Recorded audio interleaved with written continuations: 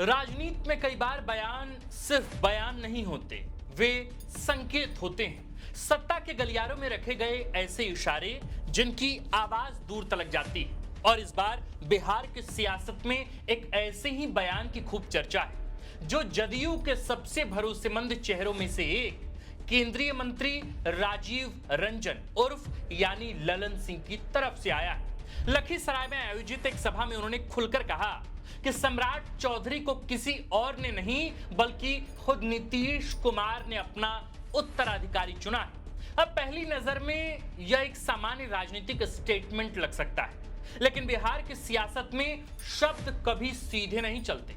उनके पीछे लेयर्स होती हैं, संकेत होते हैं और कई बार फ्यूचर पॉलिटिक्स का ब्लूप्रिंट भी छुपा होता है। क्योंकि यह बयान ऐसे वक्त में आया है जब बिहार की सत्ता ऑफिशियली बीजेपी के हाथ में दिखाई दे रही। मुख्यमंत्री की कुर्सी पर सम्राट चौधरी बैठ चुके हैं और एनडीए यह संदेश देने की कोशिश कर रहा है कि बिहार में अब बीजेपी फ्रंट फुट पर है। लेकिन इसी बीच जदयू की तरफ से यह कहना कि सम्राट चौधरी दरअसल नीतीश के चुने हुए उत्तराधिकारी हैं, बहुत कुछ बदल देता है।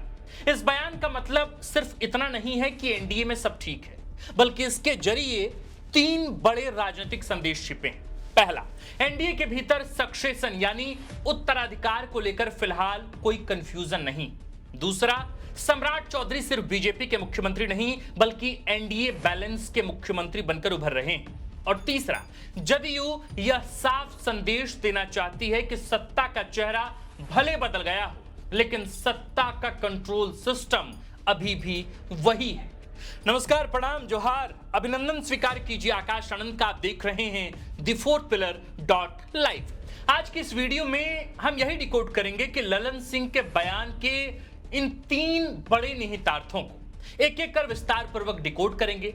यह बतलाएंगे कि यह बयान कैसे इस बात का इशारा है कि बिहार में सम्राट चौधरी के नेतृत्व वाली सरकार किस मोड में चलने वाली है।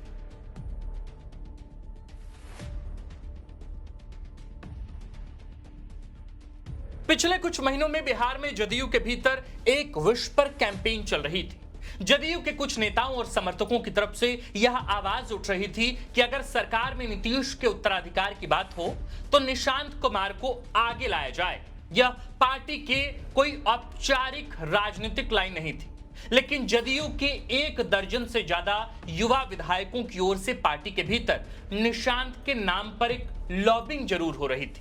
लेकिन अब ललन सिंह के बयान ने भविष्य में भी निशांत के नाम पर किसी तरह की लॉबिंग की संभावना पर लगभग फुल स्टॉप लगाने की कोशिश की।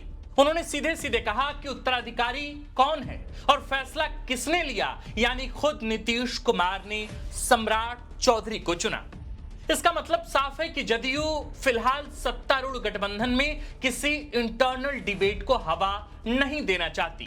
पार्टी यह दिखाना चाहती है कि सत्ता का सक्सेशन ऑर्डरली है, कंट्रोल्ड है और कंसेंसस के साथ है। दरअसल राजनीति में परसेप्शन बहुत बड़ी चीज होती है। इस बयान के जरिए यह संदेश देने की कोशिश है कि सत्तारूढ़ गठबंधन के नए मुखिया सम्राट को लेकर आगे किसी तरह का इफ बट पैदा ना हो। गठबंधन की स्टेबिलिटी को लेकर किसी तरह के संदेह की गुंजाइश न रहे। ललन सिंह के इस बयान के जरिए जदयू यह सुनिश्चित करना चाहती है कि पार्टी, कैडर, ब्यूरोक्रेसी और अलायंस पार्टनर्स सबको एक क्लियर सिग्नल मिले। सिग्नल यह कि गठबंधन के दोनों प्रमुख दलों मसलन भाजपा और जदयू के बीच अब कोई पावर स्ट्रगल नहीं है, कोई हिडन सक्सेशन बैटल नहीं है। जदयू यह भी बताना चाहती है कि पार्टी अभी भी इंस्टीट्यूशनल पॉलिटिक्स के रास्ते पर है, डायनेस्टिक पॉलिटिक्स के रास्ते पर नहीं।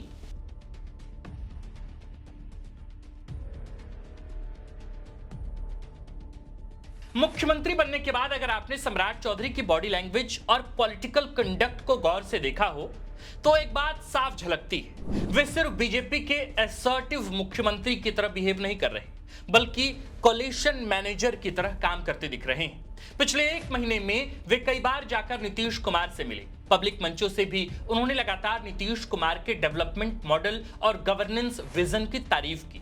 यह सिर्फ शिष्टाचार नहीं है, यह सर्वाइवल पॉलिटिक्स है। सम्राट चौधरी जानते हैं कि सरकार सिर्फ अर्थमेटिक्स से नहीं चलती, सोशल केमिस्ट्री से भी चलती है। और बिहार की राजनीति में इस वक्त सोशल केमिस्ट्री का सबसे बड़ा आधार क्या है? लव कुश समीकरण। एक तरफ कुर्मी राजनीति का चेहरा रहे नीतीश कुमार, दूसरी तरफ कुशवाहा नेतृत्व के रूप में उभरे सम्राट चौधरी। अगर इन दोनों धाराओं के बीच स्लाइटेस्ट टेंशन भी पैदा होती है तो विपक्ष, खास तौर पर लालू तेजस्वी और आरजेडी उसे तुरंत राजनीतिक हथियार बना देंगे। इसलिए सम्राट चौधरी फिलहाल एग्रेसिव बीजेपी एक्सपेंशन के बजाय पॉलिटिकल एकोमोडेशन की रणनीति पर चलते दिखाई दे रहे हैं। उन्हें पता है कि अगले 4 साल सिर्फ मुख्यमंत्री बने रहने की चुनौती नहीं, बल्कि एनडीए के भीतर ट्रस्ट बनाए रखने की भी चुनौती। और शायद इसी वजह से उनके हर जेस्चर में एक संदेश छिपा है, मैं बीजेपी का चेहरा जरूर हूं, लेकिन गठबंधन की मर्यादा के भीतर हूं। ललन सिंह का बयान भी सरकार की इसी केमिस्ट्री की सार्वजनिक उद्घोषणा मात्र है। ललन सिंह ने इसी केमिस्ट्री को भांपते हुए मंच से सम्राट की तारीफों के पुल बांधे। उन्होंने साफ कहा कि सम्राट चौधरी नीतीश के रास्ते पर ही चलेंगे। यह बयान इस बात का भी संकेत है कि सम्राट ने पिछले 1 महीने में अपने कूटनीतिक कौशल से जेडीयू के कद्दावर नेताओं को साध लिया है।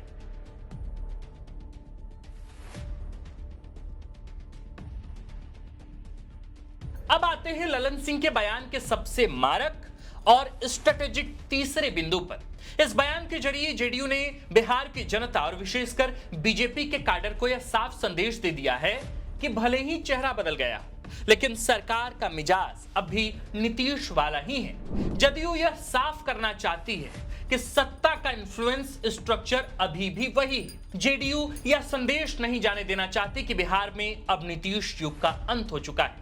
इसके विपरीत पार्टी इसे एक सिस्टमैटिक ट्रांजिशन यानी नई पीढ़ी को सलीके से कमान सौंपने के तौर पर पेश कर रही। ललन सिंह प्रकारांतर से यह बताने की कोशिश कर रहे हैं कि मुख्यमंत्री की कुर्सी पर बीजेपी का लीडर बैठा है, लेकिन गवर्नेंस नैरेटिव अभी भी नीतीश मॉडल के इर्द गिर्द ही घूमेगा। ध्यान दीजिए, ललन सिंह ने सिर्फ यह नहीं कहा कि सम्राट चौधरी उत्तराधिकारी है, उन्होंने यह भी कहा कि सम्राट नीतीश कुमार के बनाए रास्ते पर चलेंगे। यही लाइन पूरे बयान की असली राजनीति है। इसका मतलब है कि जेडीयू बिहार की सत्ता में अपनी आइडियोलॉजिकल और पॉलिटिकल रेलेवेंस को कम नहीं होने देना चाहती। वह यह संदेश देना चाहती है कि सम्राट चौधरी को सिर्फ बीजेपी लीडर के रूप में मत देखिए, उन्हें नीतीश लेगेसी के करियर के रूप में देखिए। यानी नीतीश कुमार एक्टिव पॉलिटिक्स के सेंटर में भले कम दिखाई दें, लेकिन मॉरल अथॉरिटी अभी भी उन्हीं के पास है। और शायद यही वजह है कि यह पूरा ट्रांजिशन बहुत केयरफुली डिजाइंड दिखाई देता है। लेकिन राजनीति में हर नैरेटिव का एक काउंटर नैरेटिव भी तो होता है। अब विपक्ष यही सवाल उठाएगा कि अगर असली कमांड अभी भी जेडीयू के पास है तो बीजेपी की स्वतंत्र राजनीतिक ताकत आखिर कितनी है? कुल मिलाकर बिहार की राजनीति इस वक्त एक दिलचस्प मोड़ पर खड़ी दिखाई देती है। ऊपर से सब कुछ स्टेबल तो है, लेकिन अंदर खाने पावर बैलेंस की बारीकियां लगातार लिखी जा रही हैं।